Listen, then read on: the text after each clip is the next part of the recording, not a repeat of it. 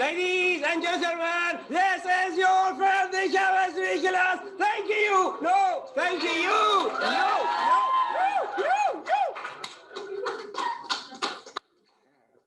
I'm so happy to be here. I'm so happy to be here. Are you happy to be here? Thank you. Thank you. Good morning, guys. You see how happy I was when I could see you in classroom. So I'm still very happy to have this opportunity to interact with you. So we are starting our first lecture of Chem 1A. And we are going to try to review what you already know from Chem 2A about measurement, but go into a little bit detail, but essentially we are reviewing to make sure you remember what you learned in Chem 2A. So this chapter is going to be focusing on measurements. However, I want to give you some definition before I start. You might remember that we define chemistry as the study of properties and reactions of matter. So we go to the lab, we run an experiment. We take a solid, let's say, we dissolve it in water. We look at the property, is this solid soluble in water? And then we take another solid, dissolve it in water, and we add these together. Then we make an observation. Do they make a precipitate? Do they make insoluble solid? Or do they produce heat? Or do they produce a color change? Or do they produce bubbled gas? So first looking at properties, solubility, then looking at chemical properties, do they react? Then we try to explain the reaction by writing a chemical equation. So that's what chemistry is all about. So what we are doing, we are focusing on properties, as I mentioned, and then we see if they show chemical reactions. So what is definition of property? Well, as we mentioned, solubility is a property, color is a property, size of the solid is a property, temperature and temperature change is a property. For example, at what temperature ice melts, that's property of water. Or at what temperature water boils, that's property. Or what happens to water if we pass electricity through it, is going to break down to hydrogen and oxygen. So these are chemical properties of the substances that we are looking at. Chemical property of water. You pass electricity through it, it breaks down, it undergoes electrolysis, and is producing hydrogen and oxygen. Physical properties of water. Water freezes at 0 degrees of Celsius. So we are focusing on matter and property. So what is matter by itself? Matter, obviously, matter has mass. Matter has a volume. We can see matter. We can touch matter. We can taste matters. We can smell them. So these are definition of matter. If something doesn't have a volume, it's not matter. If something doesn't have a mass, it's not matter. So these are properties of matter. And matter is something which has got these certain properties. If I go to next slide, as I said, we are talking about distinctly about two properties, chemical properties and physical properties. So chemical properties, what happens to matter when it's reacting with something else? How do they react? Do they generate heat? Or is the reaction heat absorbing? Do they make a product, a solid insoluble product? Or do they make a color change? Or do they produce heat?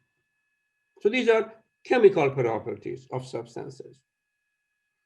We are also looking at appearance of substances. For example, as I mentioned, at 25 degrees of Celsius, what is the physical appearance of water? That would be physical properties. And at chemical properties, burning, cooking, rusting, color changes, or milk going sour,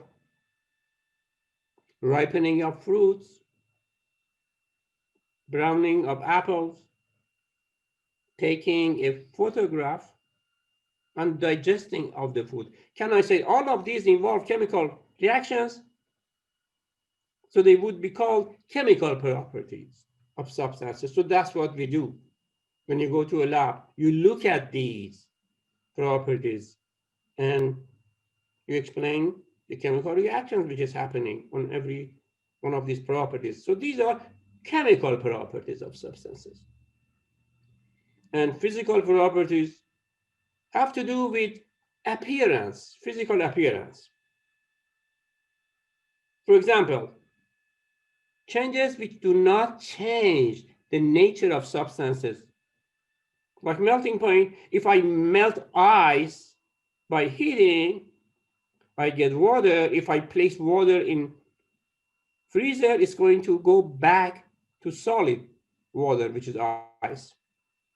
So the property and the nature, the chemical property and the nature of substance is not changing, the form is changing. If you boil water, it's going to boil at 100 degrees of Celsius. You are going to get a steam. You cool off a steam, you get water back.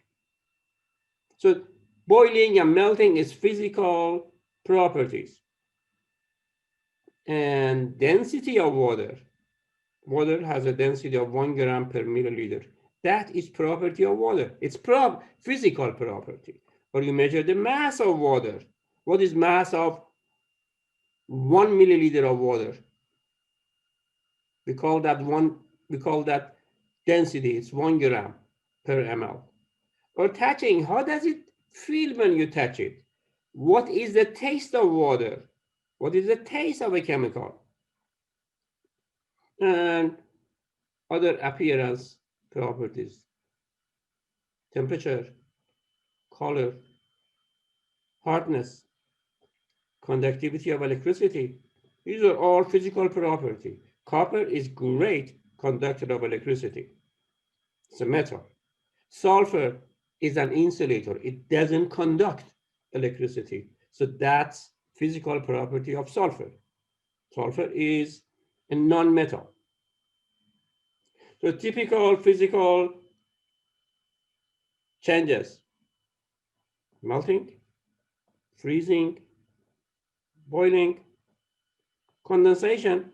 If you get the steam and cool it down, you get condensation to liquid water. Or heat of water, it will evaporate. If you have a substance, does it dissolve in water or not? Does sodium chloride dissolve in water or not? Yes, it does. So that's physical property. Can you recover your sodium chloride after dissolving in water? Yes, we can. Just have to evaporate water, you get back your sodium chloride without any change of property. The stretching, bending, breaking. If you have a piece of copper wire, it will bend. That's physical property. If you take a bunch of sulfur, a crystallized sulfur, or let's say rock salt, can you bend it? No, it will break. These are looking at physical properties of matter. So let's summarize what we said. We said changes can be physical or chemical.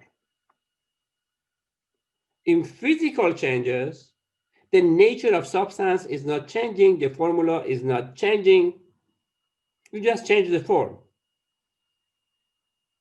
And you do not make a new substance. But in a chemical changes. Let's say you take a piece of paper and you burn it.